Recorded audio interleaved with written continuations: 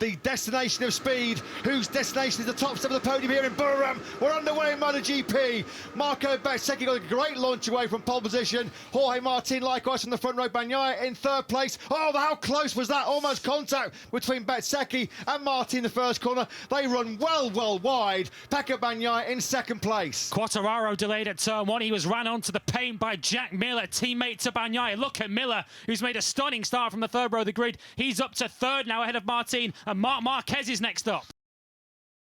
Quartararo here is what went wrong for him on the first lap at turn 4. Yeah, Alex Marquez had to run wide because he nearly tagged the back of Alex Marquez going into that turn 4 on the entry. Marco Bezzecchi had to drop one position. That's all to do with the time that he gained or didn't lose, having run really wide in that first corner. You have to lose at least 1 second, don't you, in the sector where you have run wide. Miguel Oliveira, no great surprise, the KTM man into his stride. The rain winner in Mandalika at the start of the season. Oliveira now the fastest man, a 1:45.67. The Portuguese man menacing in 5th.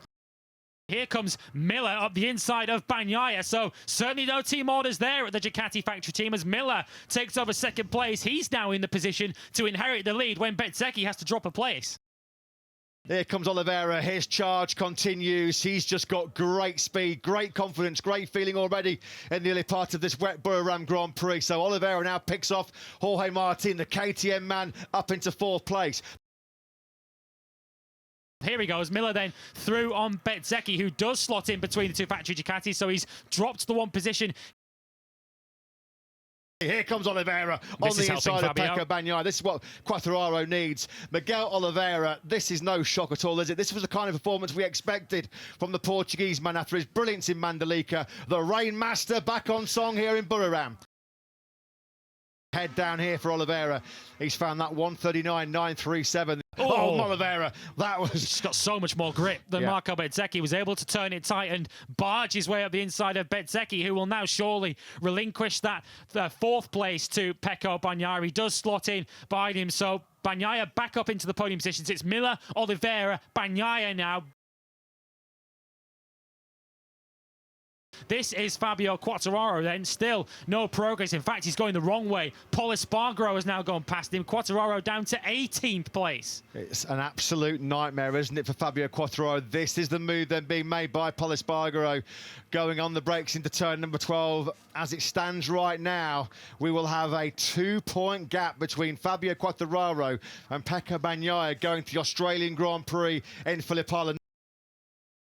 Here comes Oliveira. He got great grip coming through turn number 11. This move on the brakes in the 12 was all set up with a better edge grip through that turn number 11. The fast right-hander. Long lap penalty for Alex Espargaro. That's, of course, from the early contact with Brad Binder. Oliveira goes in hot at turn 12. Miller sweeps straight back on through. A long lap penalty coming for irresponsible riding for Alex Espargaro, and Bagnaia in 3rd place. Here's another look then. He wasn't really fairly alongside Brad Binder. Binder had the right to turn in there as he basically muscled him off track. There's a look at it. You can see a bit of the winglet coming off the side of that Aprilia. So Alex Espargaro currently runs in 10th. And look at this World Championship as it stands right now. Jack Miller will be just 35 points behind Fabio Quartararo going to his home Grand Prix in 2 weeks' time. Surely not. Jack Miller, all of a sudden out of nowhere, having won the last Grand Prix in Japan 7 days ago. If he was to win here today, then you have to bring him in as a serious title contender. Again, closing up, hand over fist on Miller in that 4th sector is Miguel Oliveira. And this time he's going for it. This time he has hugged the inside line. There's nothing that Miller can do. Miller tried to leave his braking as late as he possibly could. They were side by side. It was a game of dare on the brakes, wasn't it? It was won by Miguel Oliveira. Now then, what can Jack Miller do in retaliation? Miguel Oliveira then hits the front for the first time in this Grand Prix. As Marquez now sends it up the inside. That's how little he cares about the World Championship battle. He sends it up the inside of Pecco Bagnaia. A late lunge, a little too late in the end as Bagnaia takes it back. Here he comes in on Marquez. No, although he is, no, he is going to be close enough on the inside of the Repsol Honda man. He squeezes Marquez out to the paintwork. Got to be careful there, Marquez, on that slippery curb there coming through turn number 8. Brilliant this by Zarco. Well, Miguel Oliveira loves life in Southeast Asia. He was the race winner in Mandalika at the start of this season. Into the final corner they go. Pekka Bagnaia picking up a hugely important third place for his World Championship, but it's another rain masterclass from Miguel Oliveira. He takes the victory here in that delayed Thai Grand Prix. Oliveira wins by nearly 3/4 of a second from Australian Jack Miller. There's not back-to-back wins for the Aussie, but he's on the podium again here in Buriram. Second for Miller. Pekka Bagnaia does take a super important third place.